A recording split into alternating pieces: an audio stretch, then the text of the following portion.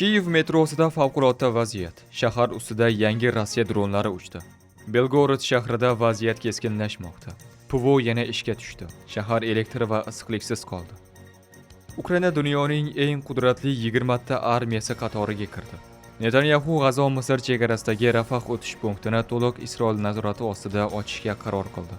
Bularning barchasini video davomida to'liq yoritib beramiz. Eng muhim va qiziqarli yangiliklar video davomida. Xitoy 100% nishonga aniq zarba bera oladigan dronni sinovdan o'tkazdi. Ukraina uchun xavfsizlik kafolatlari bo'yicha hujjat to'liq tayyor.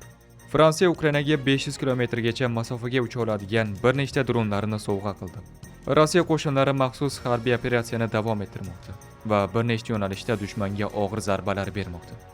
AQSh aviatashuvchisi Eron bilan keskinlik fonida Yaqin Sharqqa yetib keldi. Washington buyruqlaridan to'ydik.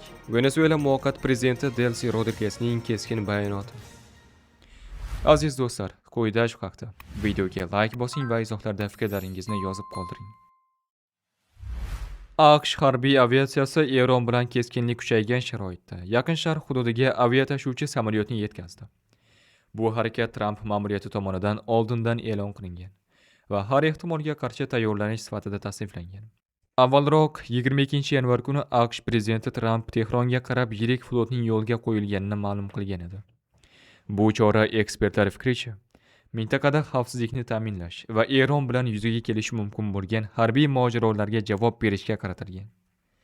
Mutaxassislar ta'kidlashicha, AQShning bunday harbiy harakati mintaqada diplomatik va strategik bosimni oshiradi.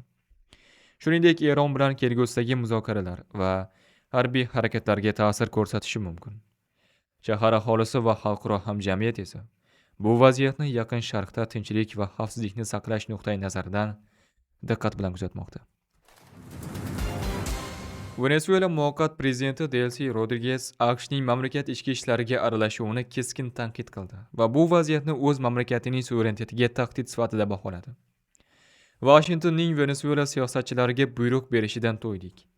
Mamlakatdagi kelishmovchiliklar va ichki nizolarni faqat Venezuela siyosati hal qilish kerak.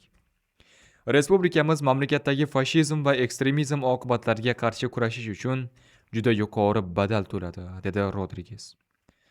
Mutaxassislar Rodriguezning bayonotini Venezuelaning mustaqil siyosiy yo'lini himoya qilish va xalqaro bosimga javob sifatida baholamoqda. U mamlakat ichidagi barcha siyosiy nizolarni chet ellik aralashuvsiz hal qilishga chaqirdi. Shuningdek, Rodriguezning bayonoti AQSh bilan Venezuela o'rtasidagi diplomatik keskinlikni oshirishi mumkinligini qayd etilmoqda. U mamlakatdagi tinchlik va barqarorlikni saqlashga urg'u berdi. Shu bilan birga xalqaro hamjamiyatni ichki ishlariga aralashmaslikka chaqirdi. Mutaxassislar fikricha, bu bayonot Venezuelaning xalqaro maydondagi suverenitetini himoya qilish va siyosiy mustaqilligini ta'kidlash uchun muhim signal bo'lib xizmat qiladi. Belgorod shahrida vaziyat keskinlashmoqda.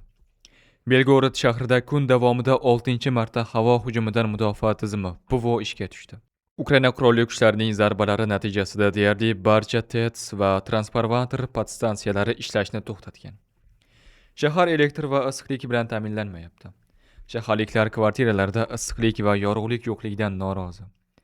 Ammo hech kim ularga generator yoki yordam yetkazmayapti. Bu esa odamlarning hayotini yanada qiyinlashtirmoqda. Ko'plar sovuq va qor ostida qolmoqda. Mutaxassislar vaziyatni strategik nuqtai nazardan baholab, hududda elektr tarmoqlarini tiklash va aholini yordam bilan ta'minlash choralari ko'rilishi kerakligini ta'kidlashmoqda. Isroil oxirgi garovdagining qoldiqlarini qidirish operatsiyasi tugaganidan so'ng, G'azo sektori Misr chegarasidagi Rafah o'tish punktini cheklangan hajmda va to'liq Isroil nazorati ostida ochishga qaror qildi. Bu haqda Isroil bosh vaziri Netanyahu idorasi e'lon qildi. AQSh prezidenti Trumpning 20 banddan iborat rejasining bir qismi sifatida Isroil Rafah o'tish punktini faqat jamoat transporti uchun cheklangan hajmda va to'liq Isroil nazorati ostida ochishga rozi bo'ldi. O'tish punktining ochilishi barcha tirik garovdagilarning qaytishi va Hamasning barcha o'g'irlanganlarni topish va qaytarish bo'yicha to'liq ko'lamli sa'y harakatlariga bog'liq edi, deyiladi bayonotda. Isroil harbiylari Livanning turli hududlarida Hizbulloh nishonlariga qarshi yangi hujumlar seriyasini e'lon qildi. Bu haqda Isroil armiyasi matbuot xizmati ma'lum qildi. Hizbullohning sulh bitimini bir necha bor buzganiga javoban Isroil armiyasi Livanning bir nechta hududlarida Hizbulloh terrorchilari nishonlariga zarba berdi, deyiladi bayonotda. Xitoyda korpusga o'rnatilgan miltiqli eksperimental dronning parvoz sinovlari o'tkazildi. Bu haqda South China Morning Post xabar berdi. Xabarga ko'ra, sinovlar davomida dron nishondan 100 metr masofada 20 ta bitta o'q uzgan va 100% aniqlikni namoyish etgan. 50 metrlik qisqa masofali sinovda tizim nishonga 20 martadan 19 tasiga tegdi. Bu dron ishlab chiqaruvchisi Wuhan Guide Infrared kompaniyasining katta muhandisi Xian Huanxianning fikricha, nosoz o'q-dorilar tufayli bo'lgan. Ta'kidlanishicha, avvalgi dronlardan farqli o'laroq maxsus tayyorlangan yoki modifikatsiyalangan o'q-otar qurollardan foydalangan holda sinovdan o'tgan dron korpusiga o'rnatilgan standart piyoda miltig'idan foydalangan. AQShning Ukraina uchun xavfsizlik kafolatlari to'g'risidagi hujjati to'liq tayyor va Kiyev uni imzolash sanasi va joyini tasdiqlashni kutmoqda. Bu haqda Ukraina prezidenti Zelenskiy Litva poytaxtiga tashrifi chog'ida matbuot anjumanida ma'lum qildi. Ukraina rahbari 24 yanvar kuni Abu Dabida Rossiya bilan muzokaralar olib borilganda ma'lum yutuqlarga erishganini ta'kidladi.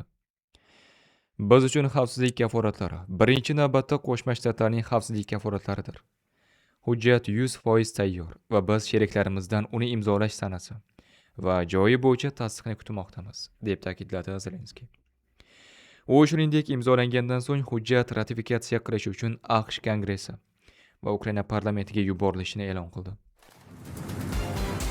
Fransiyaning EOS Technology kompaniyasi Ukrainaga 500 kilometrgacha masofaga ucha oladigan bir nechta Raider 330 hujum dronlarini sovg'a qildi. Bu haqda France 24 xabar berdi. EOS Technology prezidenti Jean-Marc Zuliyani g'arb ishlab chiqaruvchilari uchun dronlarni Ukrainaga topshirish dronlarni dala sharoitida sinab ko'rish uchun noyob imkoniyat ekanligini ta'kidladi. Ta'kidlanishicha, razvedka missiyalarini ham, kamikadze hujumlarini ham bajarishga qodir bo'lgan. Ushbu model Yevropada ko'proq qalqon sifatida, Ukrainada esa qilich sifatida ishlatilishi mumkin. Raider 330 bu Fransiyaning EOS Technology kompaniyasining hujum dronidir. Dron katapulta yordamida uchiriladi va 5 soatgacha havoda qolishi mumkin. Dronning yuk ko'tarish qobiliyati 4 kg va parvoz masofasi 500 km-gacha. Qanotlari esa 3,3 metr. Raider soatiga 120 km tezlikda va 5000 metrgacha maksimal balandlikda harakatlanadi. Rossiya qo'shinlari harbiy operatsiyani davom ettirmoqda va bir nechta yo'nalishda dushmanga og'ir zarbalar bermoqda. Shimol yo'nalishi Sumy viloyatidagi Setskivka, Sosnovka, Korchakovka va Kuchirovka qishloqlarida Ukraina qurolli kuchlarining mexanizatsiyalashgan va aeromobil brigadalari hamda 2 terror brigadalari bo'linmalari zarbaga uchradi. Ukraina qurolli kuchlari 150 ga yaqin harbiy xodim, 1 zirhli mashina va 20 ta avtomobil yo'qotdi. Xarkov va g'arb yo'nalishi Xarkov viloyati va Donetsk Xalq Respublikasi hududidagi qishloqlarda, shu jumladan shiddatli hujum bo'linmalari, 2 mexanizatsiyalashgan brigada va Milliy gvardiya brigadalari zarbaga uchradi. Ukraina qurolli kuchlari 200 dan ortiq harbiy xodim, 2 zirhli mashina, 23 avtomobil, 2 harbiy artilleriya quroli va 4 ta o'q-dori ombori yo'qotdi. Janub yo'nalishi Donetsk Xalq Respublikasi hududidagi Aleksey va Drushkovka, Konstantinovka, Kramatorsk va Reznikovka qishloqlarida Ukraina qurolli kuchlarining shaxsiy tarkibi va texnikasi zarbaga uchradi. Ukraina qurolli kuchlari 150 harbiy xodim, 3 zirhli mashina, 15 ta avtomobil va 2 polivaya artilleriya quroli yo'qotdi. Shuningdek, 2 radioelektron urush stansiyasi yo'q qilindi. Shu hisobotga ko'ra, Rossiya qo'shinlari bir nechta yo'nalishda pozitsiyalarini mustahkamlab, Ukraina qurolli kuchlariga zarbalar berishda davom etmoqda. Kecha Kiyev metrosida 4,5 soat davomida favqulodda signal berildi. Ukrainaning ijtimoiy tarmoqlari va mahalliy manbalar xabar qilishicha, bu hodisa ehtimoliy ravishda shahar ustida uchayotgan yangi Rossiya dronlari BM-35 bilan bog'liq bo'lishi mumkin. Ushbu dronlar Starlink terminali bilan jihozlangan bo'lib, ular uzoq masofadan boshqariladi va yuqori texnologik kuzatuv imkoniyatiga ega. Avvalroq ayni turdagi dronlar Dnepr shahrida ham uchayotgani aniqlangan. Mutaxassislar fikricha, bu dronlar raqib hududlarini kuzatish harbiy obyektlar va transport infratuzilmasini monitoring qilish uchun ishlatilmoqda. Favqulodda signal vaqtida Kiyev aholisi metro stansiyalarida va transport tizimida o'z xavfsizligini ta'minlashga chaqirgan. Hodisa davomida jiddiy zarar yoki qurbonlar haqida hozircha ma'lumot berilmagan.